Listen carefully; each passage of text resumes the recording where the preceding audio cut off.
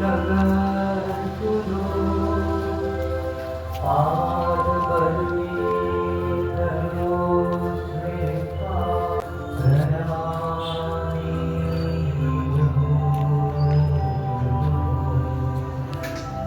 পরিবেশনের সুযোগ পাওয়ার জন্য আমি ধন্য ও আপ্লুত।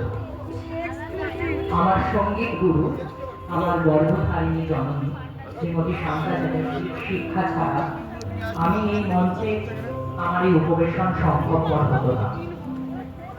গত 31শে ডিসেম্বর 2025-এ তিনি ইহজগতে মায়া ত্যাগ করে রামকৃষ্ণ লোকে পাড়ি দিয়েছেন। আজকে আমার এই নিবেদন তার জন্যই উৎসর্গ।